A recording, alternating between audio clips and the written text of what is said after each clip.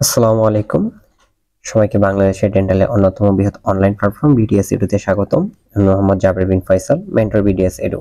আজকে আলোচনা করব ডেন্টাল ম্যাটেরিয়ালস নিয়ে। তো আমরা স্লাইডস প্রেজেন্টেশন শুরু করি।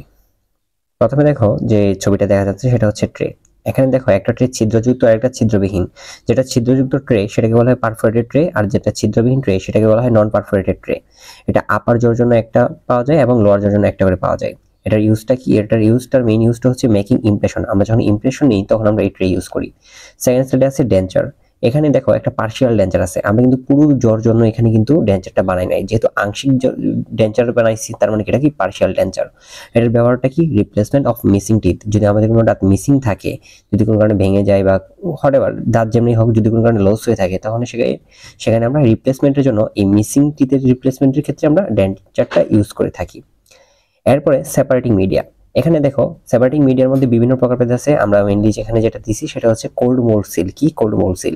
এটার কাজটাই separate two surface or media. যখন দুইটা মিডিয়া একসাথে থাকে বা দুইটা সারফেস একসাথে থাকে, তখন তাদেরকে আলাদা করার জন্য আমরা সেপারেটিং মিডিয়াটা ইউজ করে থাকি। এরপর আছে সিমেন্ট। প্রথমে আসলে দেখো glass thermal cement type 2। Glass thermal সিমেন্টের অনেকগুলো টাইপ আছে, এর মধ্যে যে 2 নাম্বার টাইপটা আছে এটার চিত্র হচ্ছে এটা। এখানে দেখো এটার মেইন ইউজটা কি? Filling teeth restoration. অর্থাৎ যদি কোনো কারণে আমাদের দাঁত ক্যারিজ হয়ে যায়, পোকা খাই, বা অন্য কোনো কারণে যদি আমাদের দাঁতের ক্ষয় হয় বা ভেঙে যায়, সেক্ষেত্রে সেটাকে ফিলিং করার জন্য আমরা এই জিআইসি টাইপ 2 ব্যবহার করে থাকি। এরপর আসো দেখো কম্পোজিট। এটাও এক ধরনের ফিলিং ম্যাটেরিয়ালস। মেইনলি ইউজ কোথায় হয়? Restoration of anterior and posterior teeth. মানে আমাদের সামনে বা পিছনে দাঁতের কোনো কারণে যদি ক্ষয় হয় বা ভেঙে যায়, সেক্ষেত্রে আমরা ফিলিং ম্যাটেরিয়াল হিসেবে কম্পোজিট সিমেন্ট ব্যবহার করি। তারপরে দেখো পোস্ট এন্ড কোর বিল্ডআপের ক্ষেত্রে ব্যবহার করি, এবং পিট এন্ড ফিশার সিএলএন্ড। অর্থাৎ পিট কি? যে central pin point depression in occlusal surface. Occlusal সার্ফেসে যে ছোট ছোট গর্ত হয়, এটা যদি কোনো কারণে অনেক বড় হয়ে থাকে, অনেকের হয়ে থাকে, তখন সেক্ষেত্রে সেটাকে মিনিমাইজ করে একটু ছোট করার জন্য আমরা এই কম্পোজিট ফিলিং ব্যবহার করে থাকি। তারপর দেখো ইচেন্ট। এই যে সিরিঞ্জটা দেখতে পাচ্ছ, সিরিঞ্জের মতো করে, এটা হচ্ছে ইচেন্ট। এর প্রসেসটার নাম হচ্ছে ইচিং। এটার মেইন কাজটা কি? মেইন কাজটা হচ্ছে dissolving minerals of the enamel and dentin. এই যে আমরা কম্পোজিট বলো বা গ্লাস এনামেল সিমেন্ট বলো, ফিলিং যে করব, কোথায় করব? টিথ সারফেসে করব। এই টুথ সারফেসে আমরা করার ক্ষেত্রে আমরা কি করব? আগে ডিমিনারেশন করতে হবে সারফেসটাকে, ঠিক আছে? কারণ ডিমিনারেশন যদি না করি, তাহলে কম্পোজিটটা টুথ সারফেসের সাথে অ্যাটাচমেন্ট হবে না। অ্যাটাচমেন্ট না হলে ফিলিংটা ভালো করে হবে না এবং আলটিমেটলি ফেলার হবে। তারপর দেখো বন্ডিং। বন্ডিংটা কি কাজ করে? To close down gaps or change the shape and colour of the teeth. Mean হচ্ছে আমাদের দাঁতের যে শেপটা সেটাকে ধারাবাহিকভাবে বজায় রাখার জন্য, এবং হচ্ছে কালারটা যেন হচ্ছে অক্ষুণ্ণ থাকে, সেক্ষেত্রে আমরা বন্ডিংটা ইউজ করে থাকি। তারপর দেখো অক্লুশন রিম দেয়া আছে। এর মেইন কাজটা হচ্ছে রেকর্ডিং জ রিলেশনশিপ। তারপর রাবার বল। রাবার বলে মেইনলি আমরা যে কাজটা করি, to mix two materials usually a liquid and powder. অর্থাৎ আমরা এখানে মেইনলি একটা লিকুইড এবং পাউডার যখন মিক্স করি, এই রাবার বল ব্যবহার করে থাকি। তারপর দেখো গ্লাস নাম্বার 7 টাইপ 2। টাইপ 2 আমার চিত্রতে দেখতে পাচ্ছ। এর ইউজটা কি? এক নম্বর ইউজ হচ্ছে restoration of deciduous class 1 and class 6 and permanent class 3 and 5 কেভিটি।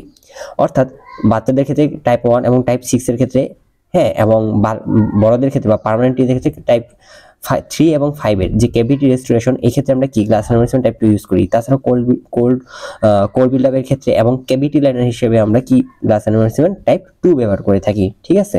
আচ্ছা, এখন এবার তারপর দেখো ইমপ্ল্যান্ট। এখানে রেজিস্ট্রেশন অফ মিসিং টিথ। যদি কোনো কারণে আমাদের কোনো একটা বা দুইটা বা দুই বা ততোধিক দাঁত মিসিং থাকে, সেক্ষেত্রে আমরা ইমপ্ল্যান্ট করতে পারি। এটার মেইন কাজ হচ্ছে কোনো একটা দাঁত না থাকলে সেটাকে রিপ্লেসমেন্ট করা।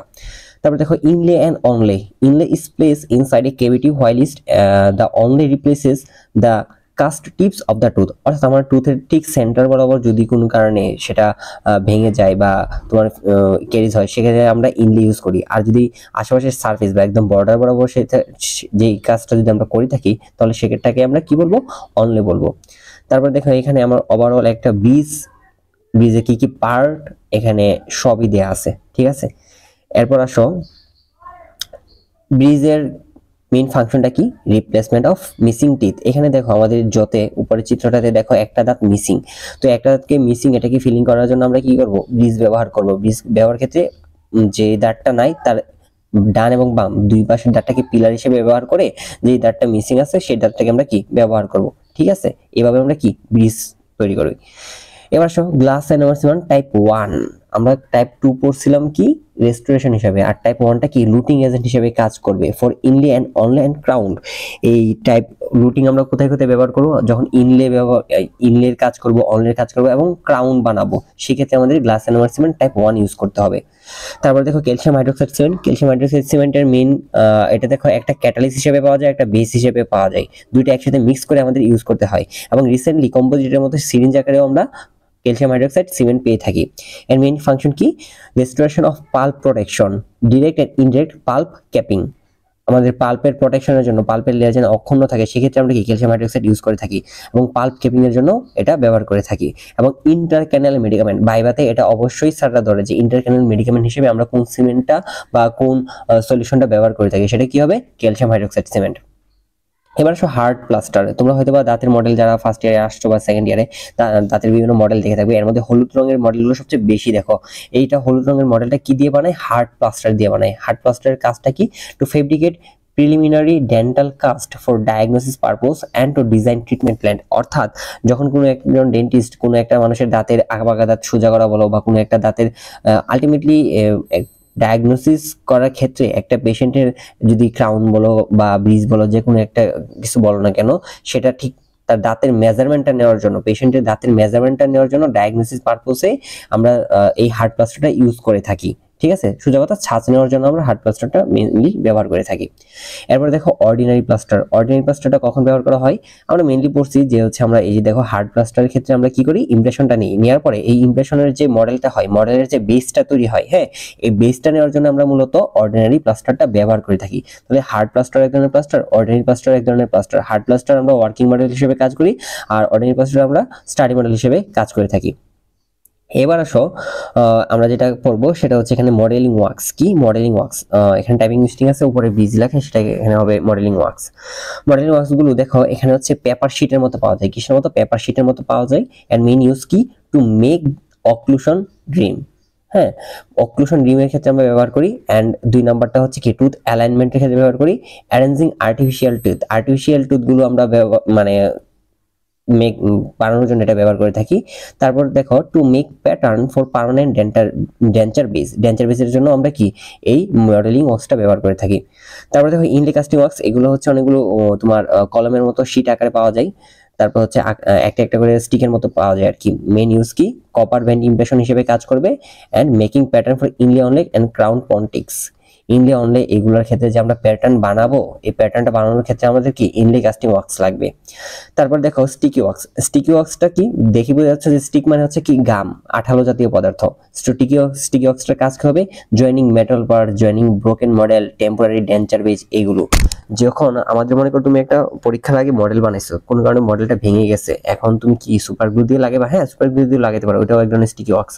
আবার এই ধরনের আমাদের যে স্টিকি ওয়ার্কস ছবিতে দেখতে পাচ্ছ, এগুলো স্টিকি ওয়ার্কস দিয়েও কি আমরা সেই মডেলগুলো জোড়া লাগাতে পারি। শুধু কি আমরা হার্ড পার্টস লাগাতে পারবো না, আমরা যদি কোনো মেটালও ভেঙে যাই তাহলে সেই ক্ষেত্রে কি আমরা এটা লাগাতে পারবো। তাহলে কি ডেন্চারের বেস, তারপর হচ্ছে কি ব্রোকেন মডেল অথবা কি মেটাল পার্টস, এগুলো জয়েনিং এর ক্ষেত্রে স্টিকি ওয়ার্কস ব্যবহার করব। তারপর দেখো বেসপ্লেট ওয়ার্কস। বেসপ্লেট ওয়ার্কসের মেইন ফাংশন কি, use making special impression and temporary denture base. Baseplate ওয়ার্কসটা মেইনলি হচ্ছে সবগুলো ইমপ্রেশন আমরা হচ্ছে যে ট্রে দেখাইছি, ট্রে দিয়ে নিতে পারি না, কিছু কিছু ইমপ্রেশন আমাদের স্পেশাল ইমপ্রেশন বলি, সেই স্পেশাল ইমপ্রেশনের ক্ষেত্রে আমরা বেসপ্লেট ওয়ার্কস ব্যবহার করে থাকি। মূলত আমরা টেম্পোরারি ডেন্চার বেস বানানোর ক্ষেত্রে সবচেয়ে বেশি বেসপ্লেট ওয়ার্কস ব্যবহার করে থাকি। এরপর আসো ক্রাউন। ক্রাউনের বিভিন্ন পার্টস এখানে দেখতে পারতেছো। একটা হচ্ছে পোর্সেলিন ফিউজড মেটাল, আর একটা হচ্ছে শুধু তোমার বিভিন্ন মেটাল। আগে মানুষের গোল্ড দিয়ে ক্রাউন বানাইতো বিভিন্ন কিছু, তবে এখন গোল্ড এটা অপ্রচলিত। হ্যাঁ, এটা মেইন কাজ কি, protection teeth that are weak or have been broken. যখন মানুষ অ্যাক্সিডেন্ট করে, কোন জায়গায় কোনো কারণে দাঁত ক্ষয় হয় বা দাঁতটা আংশিকভাবে ভেঙে যায়, তখন সেটার উপরে আমরা ক্রাউন বসাই। কি বসাই, ক্রাউন বসাই। ঠিক আছে, আচ্ছা এখানে দেখো ওই তোমার নিচে যে চিত্রটা আছে বা সবার উপরে যেটা, উপরে দেখো পোর্সেলিন ফিউজড সারফেস আর ভিতরে কি মেটাল সারফেস, মানে দাঁতটার বাইরে থেকে কি পোর্সেলিন দিয়ে তৈরি আর ভিতরে কি তোমার মেটাল দিয়ে তৈরি। এবং মেটালের সাথে কি আমরা এখানে বন্ডিং ব্যবহার করে কি যে ভাঙা দাঁতটা থাকবে বা আংশিক ক্ষয় দাঁতটা, সেটার সাথে আমরা কি লাগিয়ে দেব ক্রাউনটা। এরপর দেখো আর্টিফিশিয়াল টিথ। এরকম আর্টিফিশিয়াল টিথ মডেল পাওয়া যায় দোকানে। এটার কাজটা কি, promote proper treatment and prevent oral health complication. Suppose অনেকে দেখা গেছে তোমার দাঁতের বিভিন্ন কমপ্লিকেশন দেখা যায়, খেতে পারে না ভালো করে, যে দাঁতটাতে সমস্যা হয় সেই দাঁতটার উপর কভারিং মানে ক্রাউনের হিসেবে আমরা এই আর্টিফিশিয়াল টিথটা লাগাতে পারি। দেন আবার কি সৌন্দর্য হিসেবে পুরোটা এটা আর্টিফিশিয়াল টিথ পুরোটা হচ্ছে তোমার প্রস্থেটিক পারপসে, হ্যাঁ, যে সৌন্দর্য হিসেবে আমরা ব্যবহার করে থাকি। এরপরে দেখো আমরা উপরে যে আমরা দেখতে পাচ্ছি একই সাথে ডেঞ্চার বেস এবং নিচে আছে কি পার্শিয়াল ডেঞ্চার। ঠিক আছে, ডেঞ্চার বেসের কাজ কি? Support artificial teeth and receive the functional forces from occlusion and transport the force to support tissue. অর্থাৎ আমরা যখন অক্লুশন বা কামড় দিই, দাঁতে দাঁতে কামড় পড়ে খাওয়ার সময় বা কথা বলার সময়, ওই কামড়টা যে চাপটা পড়ে এই চাপটা সহ্য করা এবং পাশাপাশি এই যে প্রেশারটা আসে এই প্রেশারটাকে তোমার আশেপাশে যে টিস্যুগুলো আছে এই টিস্যুতে কি সে ট্রান্সপোর্ট করে পরিবাহিত করে দেয়। আর পার্শিয়াল ডেঞ্চারটা কাজ কি? সে পার্শিয়াল ডেঞ্চারটা হচ্ছে যে আমাদের যদি কোনো কারণে কোনো দাঁত মিসিং থাকে তাহলে সেক্ষেত্রে এটা রিপ্লেসমেন্ট হিসেবে কাজ করবে। তাহলে ডেঞ্চার বেস পার্শিয়াল ডেঞ্চার দুইটা গেল আমার। এবার আসো পরের স্লাইডে কি আমরা ডান পাশে এবং বাম পাশে, এর মধ্যে দেখো ডান পাশে কি পাচ্ছি আমরা? Heat cure monomer. Heat cure মনোমারের কাজটা কি? Making of total or partial prostheses of teeth. যে আমার কোনো কারণে আমরা কোনো একটা দাঁতের পুরোপুরি অথবা আংশিকভাবে প্রসেসিস করতে যাই তাহলে হিট কিউর মনোমারটা ব্যবহার করব। এবং যদি কোনো আমরা পলিমারটা কখন ব্যবহার করব? To act the base on which to severely attach teeth. যখন আমরা দাঁতটা তৈরি করা ফেলবো তখন সেটাকে বেসের হিসাবে সেটাকে লাগানোর ক্ষেত্রে সারফেসে আমরা এই পলিমারটা ব্যবহার করব। ঠিক সেভাবে বাম পাশে দেখো self cure monomer, making of orthodontic appliance and prosthetics. আর সেলফ কিউর পলিমারের কাজটা কি? সেটা হচ্ছে কি repair fractured acrylic denture base. Acrylic denture base যদি কোনো কারণে ভেঙে যায় তাহলে সেক্ষেত্রে আমরা কি ইউজ করব? Self cure polymer. এবার আসো জিঙ্ক অক্সাইড ইজিনল, এর অপনাম হচ্ছে ক্রোভ অয়েল। কি ক্রোভ অয়েল? এটার ইউজটা কি? Temporary and permanent cementation, temporary restoration and cavity liner. এটা একই সাথে স্থায়ী এবং অস্থায়ী সিমেন্টেশন হিসেবে কাজ করবে এবং অস্থায়ী রেস্টোরেশন বা ফিলিং মেটেরিয়াল হিসেবে কাজ করবে এবং ক্যাভিটি লাইনার হিসেবে সুন্দরভাবে কাজ করে এই জিঙ্ক অক্সাইড ইজিনল বা ক্রোভ অয়েল। তারপর আসো অ্যালজিনেট পাউডার। হ্যাঁ, অ্যালজিনেট পাউডার এটা কি? অল টাইপস অফ ইমপ্রেশন, আমরা যে কোনো ধরনের ইমপ্রেশনের ক্ষেত্রে অ্যালজিনেটটা ব্যবহার করে থাকি সবচেয়ে বেশি। হ্যাঁ, এবং কাস্টিং ম্যাটেরিয়ালস হিসেবে এটা ব্যবহার করে থাকি এবং স্প্লিন্ট ম্যাটেরিয়ালস মেকিং এর ক্ষেত্রে আমরা এটা ব্যবহার করে থাকি। একটা কোশ্চেন আছে সেটা হচ্ছে তোমার হার্ড প্লাস্টার আর অ্যালজিনেট এটার মধ্যে তুমি পার্থক্য কিভাবে করবে? অ্যালজিনেট এবং হার্ড প্লাস্টারের মধ্যে হচ্ছে কি অ্যালজিনেট হচ্ছে একদম সফট এবং কোনো দানাদার না, কিন্তু হার্ড প্লাস্টার একটু দানাদার পাওয়া যায়। পাশাপাশি অ্যালজিনেট থেকে তোমার এক ধরনের লবঙ্গ জাতীয় গন্ধ আসে, লবঙ্গের যে গন্ধটা পাওয়া যায় সেই গন্ধটা আমরা অ্যালজিনেট থেকে পাই। ঠিক আছে, আচ্ছা এবার আসো কপার বেন ইমপ্রেশন। দেখতে পাচ্ছ যে এখানে তোমার অনেকটা যে আমাদের মানে আমরা যে গুলির যে শেলটা পাওয়া যায় ওই শেলের মতো, এটা মেইনলি ব্যবহার করা হয় সিঙ্গেল টিথ ইমপ্রেশনের ক্ষেত্রে ব্যবহার করে আমরা।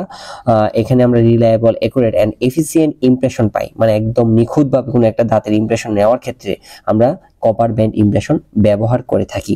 ঠিক আছে, তারপর দেখো এখানে আছে স্পেশাল ট্রে। আমি আগে বলছিলাম স্পেশাল ট্রে আমরা সব পেশেন্টের ক্ষেত্রে আমরা ব্যবহার করে থাকি না, মেইনলি হচ্ছে ইডেন্টুলাস মডেল বা যেসব পেশেন্টের মুখে দাঁত নেই কোনো রকম সেক্ষেত্রে আমরা কি স্পেশাল ট্রে ব্যবহার করে থাকি। এটা মেইনলি কি কারণে ব্যবহার করা হয়? সেকেন্ডারি ইমপ্রেশন নেওয়ার ক্ষেত্রে ব্যবহার করা হয়। ঠিক আছে, সেকেন্ডারি ইমপ্রেশন যেন একুরেট হয় সেই ক্ষেত্রে কি আমরা এই স্পেশাল ট্রে ব্যবহার করে থাকি। তারপর দেখো এখানে ইডেন্টুলাস মডেল আছে। ইডেন্টুলাস মডেল কি? Making impression of toothless patient, যেসব পেশেন্টের কোনো দাঁত একদম নাই সেসব পেশেন্টদের ক্ষেত্রে আমরা আগে মডেল বানাই, সেখান থেকে ইমপ্রেশন নিয়ে আমরা এই ইডেন্টুলাস মডেল বানাই। তারপর দেখো ইমপ্রেশন কম্পাউন্ড। ইমপ্রেশন কম্পাউন্ডের কাজটা কি? এটা কি প্রাইমারি ইমপ্রেশন নিতে সাহায্য করে ফর ইডেন্টুলাস পেশেন্ট, যেসব পেশেন্টের মুখে দাঁত থাকে না। তো আজকে এই ছিল আমাদের লেকচার। আশা করি সবাই লেকচার সম্পর্কে সবার মতামত আমাদের কমেন্টে জানাবে। সবাইকে ধন্যবাদ। আজকে ভিডিও এই পর্যন্তই।